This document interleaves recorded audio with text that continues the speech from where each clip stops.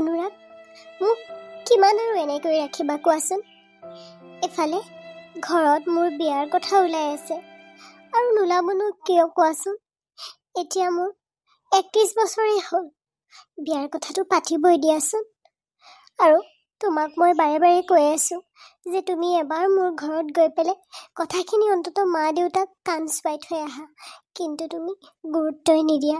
এনেকে হ'লে কি হ'ব অনুৰাগ? আমাৰ ভাল পোৱাটোৱে কিবা এটা স্বীকৃতি পাবগৈ নে নাই মোৰ সন্দেহ হৈছে। ৰুণজুন, তুমি এনেই চিন্তা কৰি আছা। তোমাৰ কি মোৰ ওপৰত বিশ্বাস নাই নেকি? মই এইকেইদিন অলপ ব্যস্ত হৈ আছো। ব্যস্ততাখিনিৰ পৰা অকণমান মুক্ত হ'লেই মই নিশ্চয় যাম।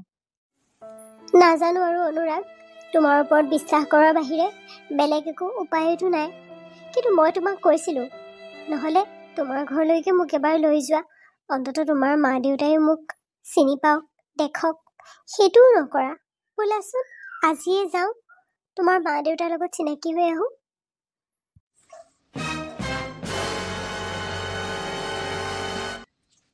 নাই ৰুণজুন, তোমাক মই আজি লৈ যাব নোৱাৰোঁ। আজি মাহঁতৰ এফালে যাব লগা কাম আছে। তাৰমানে আজি ডিনাৰ ইনভিটেশ্যন এটা আছে। গতিকে তোমাক মই আজি লৈ যাব নোৱাৰিম। তোমাক মই বেলেগ এদিন লৈ যাম দিয়া। এতিয়া দেৰি হৈছে, ব'লা তোমাক ঘৰত থৈ আহোঁ।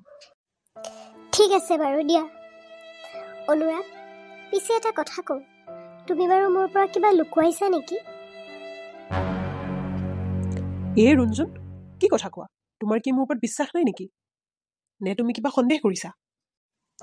নাই নাই অনুৰাগ, সন্দেহ কৰা নাই। এনেই সুধিলোঁ আৰু দিয়া। ঠিক আছে, ব'লা ঘৰতে যাওঁ। ঠিক আছে, তুমি নিজৰ কামখিনি কৰি লোৱা, তাৰপিছত আমাৰ ঘৰতে আহিবা প্ৰথম। ঠিক আছে, হ'ব, ব'লা তোমাক ৰাস্তাত থৈ আহোঁ। মা, মই এতিয়াই বিয়া হ'ব নিবিচাৰোঁ। মোক তোমালোকে অলপ সময় দিব নোৱাৰানে? আৰু এবছৰমান মোৰ মানে আৰু কিবা এটা ক'ৰ্চ কৰিবলৈ মন আছে এবছৰীয়া। সেই ক'ৰ্চটো কৰালৈকে মোক অকণমান সময় দিয়া না মা। দেউতাৰ লগত তুমি পাতা না কথাটো। ঠিক আছে মাজনী, মাক হিচাপে মই বাৰু দেউতাকেতো সুধি দিম। কিন্তু মাজনী, অকণমান বয়সটোৰ ফালেও চাবা। তুমি আমাৰ বোজা নহয় মা। তোমাক বিয়া দিয়াৰ পিছত আমাৰ ঘৰখনো খালী হৈ যাব। কিন্তু আমি সমাজ পাতি আছোঁ নহয় জানো মাজনী? এতিয়া তোমাৰ 31 বছৰ বয়স, এইবোৰ ভাবিবলৈ হৈছে আৰু। বেলেগৰ তুলনাতো সময় পাৰেই হৈ গৈছে, কিন্তু আমি তেনেকুৱা মানুহ নহয় যে আমি ছোৱালীক একেবাৰে কম বয়সতে বিয়া দি দিম। গতিকে ঠিক আছে বাৰু, 1 বছৰ এটা তুমি বিচাৰিছা, মই বাৰু দেউতাৰ লগত কথা পাতিম আৰু দেউতাই নিশ্চয় বুজিব। কিন্তু মাজনী, তুমি তোমাৰ যদি কাৰোবাক ভাল লাগে, তুমি যদি কাৰোবাক পচন্দ কৰা, আমাক কৈ দিবা দেই, একো নুলুকুৱাবা। তেনেকুৱা যদি কোনোবা পচন্দৰ মানুহ আছে, মই দেউতাক বুজাম আৰু দেউতাও বুজিব। ধন্যবাদ মা, তুমি যে মোক ইমান বুজা। তুমি সদায় মোৰ বান্ধৱী নিচিনা। মই বহুত সৌভাগ্যশালী মা, তোমাক যে মই মোৰ মা হিচাপে পাইছোঁ। মা, তোমাক কথা এটা কওঁনে? কোৱা মাজনী, কোৱা। যি মনত আছে সকলো কোৱা। মা, মই অনুৰাগ নামৰ ল'ৰাজনক ভাল পাই পেলাইছোঁ। তেওঁ মোক ভাল পায়। তেওঁৰ বয়স 34 মান হৈছে। ভণ্টি এজনী আছিল, বিয়া দিলে। এতিয়া ঘৰত মা দেউতা আৰু তেওঁ এটা ব্যৱসায় আছে, কম্পাছ। ভালেই দেখিছোঁ মা। প্ৰায় 3 মাহমান হ'ল তেওঁৰ লগত মই কথা বতৰা পাতিছোঁ। তুমিতো জানাই মা, এইবোৰ ভাল পোৱা আদিৰ প্ৰতি মোৰ একেবাৰে বিশ্বাস উঠি গৈছিল। সেই 19 বছৰ বয়সতে যিটো ঘটনা হ'ল, সেইটোতো তুমিও জানা। তাৰপিছত আৰু মোৰ প্ৰেমৰ প্ৰতি মন উঠি গৈছে।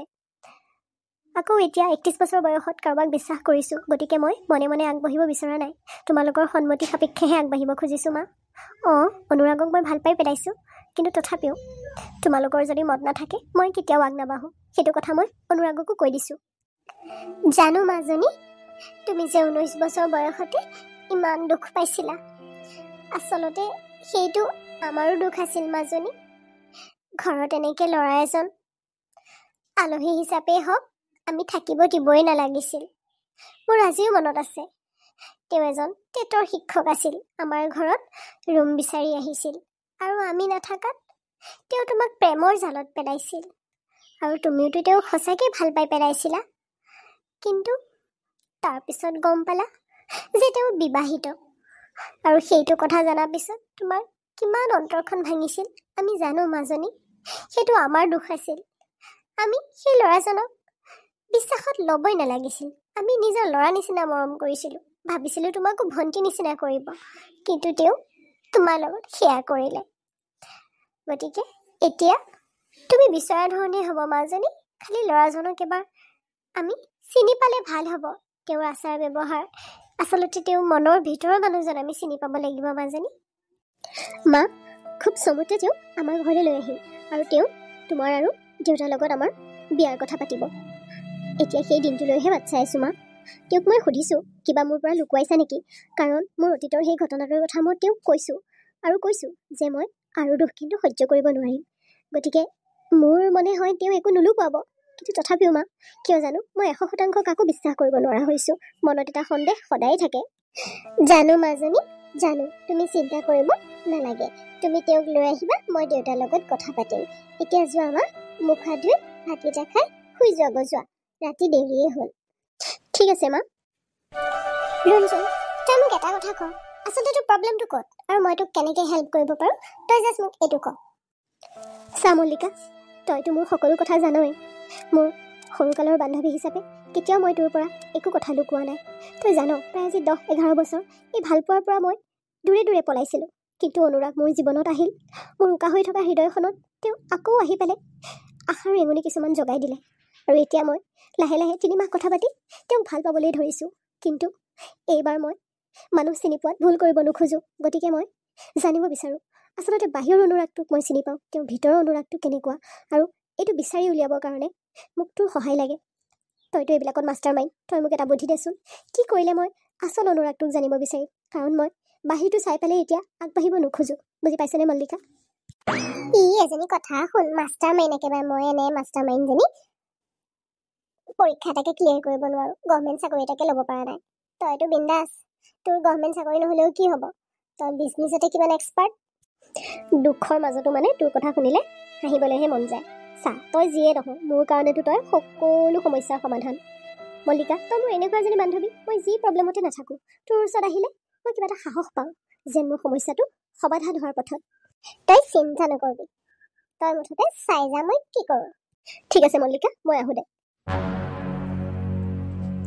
ৰঞ্জন, তুমি কিয় এনেখন কৰি আছা? মই তোমাৰ মা দেউতাৰ ওচৰলৈ নগ'লোঁ বুলি বা তোমাক মোৰ মা দেউতাৰ ওচৰলৈ নিনিলোঁ বুলি মই কি তোমাক ভাল নাপাওঁ নেকি? তুমি কিয় মানে মোক বিশ্বাস কৰিব পৰা নাই? মই তোমাকে বিয়া পাতিম, প্লিজ। শুনা অনুৰাগ, তোমাক মই আগৰ সকলো কথা কৈছোঁ। এবাৰ সাপে কামুৰিলে পিছত কেঁচুলৈকো ভয় লাগে। গতিকে তুমি বেয়া পাই লাভ নাই। মই একদম ছোৱালীজনী ষ্ট্ৰেইট ফৰৱাৰ্ড। 3 মাহৰ আগত যেতিয়া তোমাৰ লগত মই প্ৰথম কথা পাতিছোঁ, তেতিয়াই মই কৈছোঁ যে মই এবাৰ ঘৰৰ সাপেক্ষ মৰ্মেহে আগবাঢ়িম, আৰু তুমি সেইটো যিমান দেখিছোঁ তুমি কৰিব বিচৰা নাই। গতিকে মই আৰু তোমাৰ লগত কথা পাতিব নোৱাৰিম।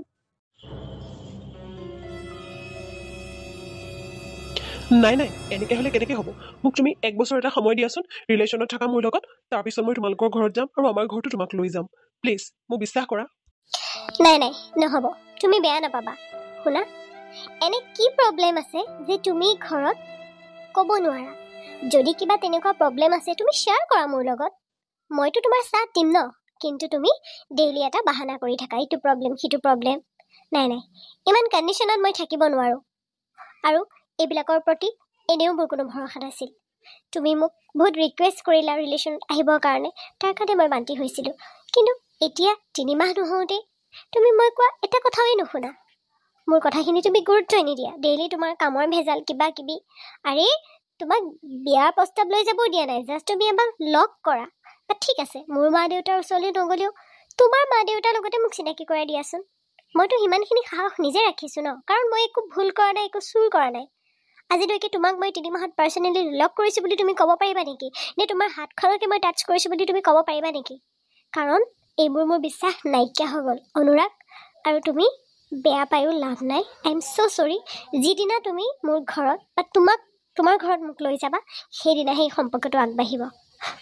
মই কঠোৰ আৰু মই স্বাৰ্থপৰ এতিয়া। ৰঞ্জন, ঠিক আছে, তুমি মোক 1 মাহ সময় দিয়া। বাহ বাহ মিষ্টাৰ প্ৰীতম চলিহা, কি খেল খেলিলা তুমি, আৰু খেলিবলৈ পালা আমাৰ বেষ্ট ফ্ৰেণ্ড দুজনী। মল্লিকা, তুমি ইয়ালৈ কিয় আহিলা? তোমাৰ লগত মই পিছত কথা পাতিম, তুমি এতিয়া যোৱা। মই ৰঞ্জনৰ লগত অকণ ইম্পৰ্টেণ্ট কথা পাতি আছোঁ। মল্লিকা, তই আৰু প্ৰীতম কোন? ৰঞ্জন তোমাৰো দেৰি হৈছে ব'লা মই তোমাক ঘৰত থৈ আহোঁ তাৰপিছত মই তোমাক চব ক'ম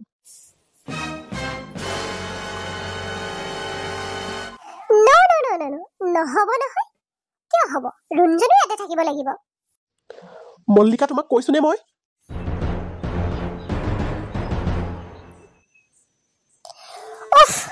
কোনোবাই মোক ক'বনে এইবোৰ কি হৈ আছে মোৰ কিন্তু মাথা গৰম হৈ আহি আছে মল্লিকা তই কৈছোন কি মানে প্ৰীতম কোন এইবোৰ মই একো বুজি পোৱা নাই প্লিজ মোক ভালকে বুজাই দে শুন ৰঞ্জন সেইদিনা যে তোৰ লগত মই কথা পাতিছিলোঁ তাৰপিছত তাৰ নম্বৰটো যেতিয়া তই মোক দিলি সেইদিনাই মই আচৰিত হ'লোঁ আৰে মই তোক কৈছিলোঁ ন মোৰ বয়ফ্ৰেণ্ডৰ লগত মোৰ কিবা এটা প্ৰব্লেম চলি আছে মোৰ বয়ফ্ৰেণ্ডৰ বোলে মোলৈ ফিলিংছ নহা হ'ল মোক এৰিব বিচাৰি আছে ময়ো বাপেকে এৰি দিয়া নাছিলোঁ নহয় 2 বছৰ ৰিলেশ্যনত আছোঁ কিয় এৰি দিম আৰু তাৰপিছত যেতিয়া নম্বৰটো মিলাই চালোঁ আচলতে সেইটোৰ অনুৰাগী হৈছে মোৰ এক্স বয়ফ্ৰেণ্ড প্ৰীতম চলিহা বুজিলি তাৰমানে সি মোক ব্ৰেকআপ দিব বিচাৰি আছিলে কাৰণ তোৰ লগত সি ৰিলেশ্যনত আহিব লাগিব তোৰ ঘৰত সি বিয়া কথা পাতিব লাগিব গতিকে তাক এটা ৱে লাগিছিল সেইকাৰণে তাৰ একদম চিম্পল এনচাৰ মোৰ প্ৰতি তাৰ ফিলিংছ নাইকিয়া হৈ গ'ল আৰু এই ব্ৰেকআপৰ সময়তো এইবিলাকে বাহানা বনাই ন আৰু ময়োতো কমটি নহয় আৰু এইবিলাক ভালপোৱা চালপোৱালে মোৰ ইমান ইমোশ্যনো নাই